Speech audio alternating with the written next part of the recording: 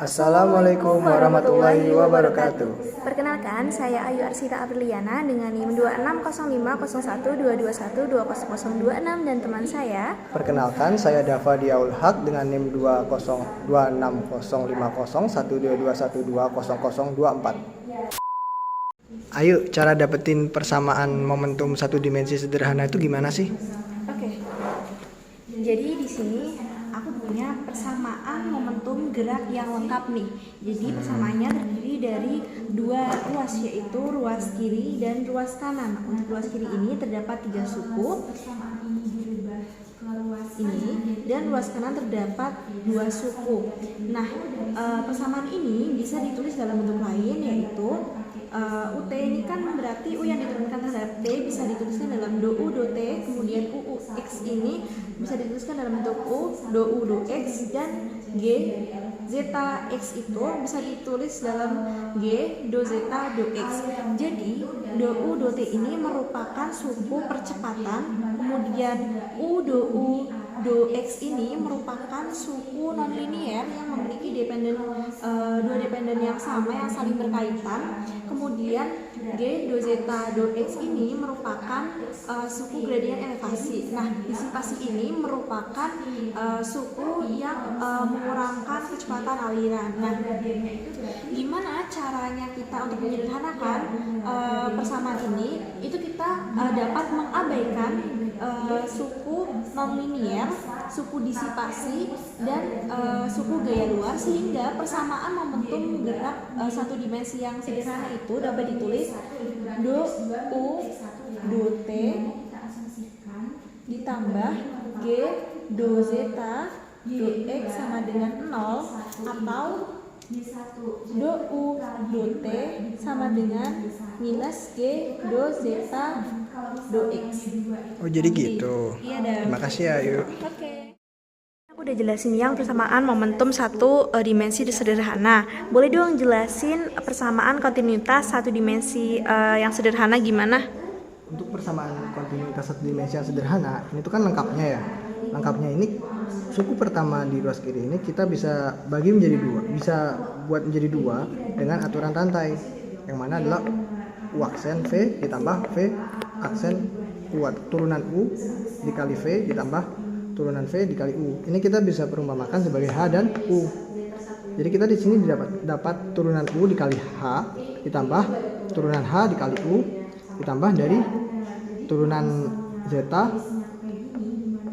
do T sama dengan 0. Nah, apa artinya ini? Kita bisa sederhanakan ini dengan asumsi bahwa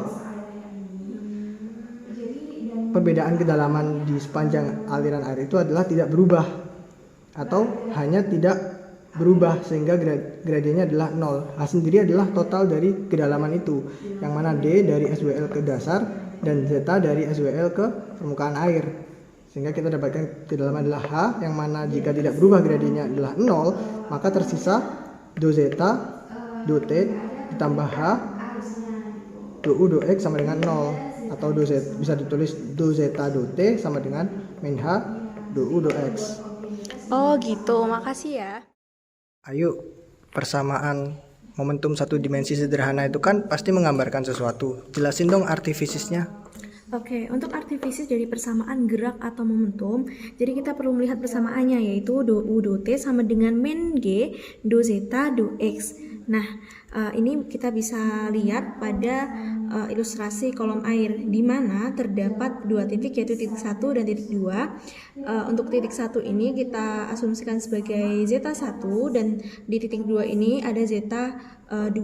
Berdasarkan arah ini, kita dapat menyimpulkan bahwa zeta 1 itu nilainya lebih besar daripada zeta 2. Nah, zeta 1 yang lebih besar daripada zeta 2 ini akan menghasilkan gradien yang negatif. Kenapa gradien negatif? Kita bisa mencari dengan rumus M sama dengan Y2 min Y1 per X2 min X1, di mana Y2 min Y1 ini bisa diasumsikan sebagai zeta 2 dikurangi zeta 1. Nah, ketika nilai yang lebih kecil dikurangi dengan nilai yang lebih besar, itu akan menghasilkan nilai yang negatif. Kemudian nilai yang lebih besar yaitu X2 dikurangi dengan X1 adalah nilai yang lebih kecil, maka akan menghasilkan nilai yang positif, sehingga nilai negatif dibagi positif akan menghasilkan nilai yang negatif, sehingga gradiennya adalah negatif. Nah, gradien yang negatif ini akan menghasilkan arus yang bergerak ke arah X positif. Jadi untuk dapat menghasilkan arah arus yang bergerak ke arah positif, kita harus mengalihkan nilai gradien yang negatif ini dengan negatif, sehingga nanti arahnya akan positif. Nah, sama halnya dengan persamaan-persamaan lain, Daf. Misalnya kita punya zeta 1 yang lebih kecil daripada zeta 2, ini dia akan menghasilkan gradien yang positif, sementara arah arusnya akan bergerak ke arah X negatif seperti ini.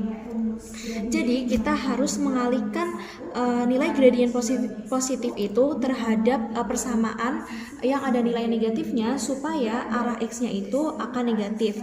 Nah, apabila pada kolom air zeta 1 dengan zeta 2-nya itu sama dengan sama, atau zeta 1 sama dengan zeta 2, maka gradien elevasinya itu adalah 0. Sementara itu tidak akan ada arus ataupun pergerakan air yang terbentuk, karena 0 dikali dengan negatif itu nilainya tidak akan berpengaruh.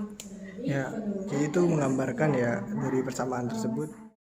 Oke deh, sekarang aku bingung nih, artifisi dari persamaan kontinuitas itu gimana sih? Persamaan sederhana dari kontinuitas satu dimensi sederhana kan seperti ini, yang mana do zeta do t ini menggambarkan perubahan elevasi terhadap perubahan waktu yang berkaitan dengan gradien dari U. Maksudnya gradien dari U itu bisa kita gambarkan di sini. Kecepatan U yang lebih kecil dari U yang keluar. Ini kita bisa perumpamakan air yang masuk ke kolam ini lebih kecil dari air yang keluar. Semakin bertambahnya waktu, logikanya air tersebut akan berkurang sehingga elevasinya akan turun.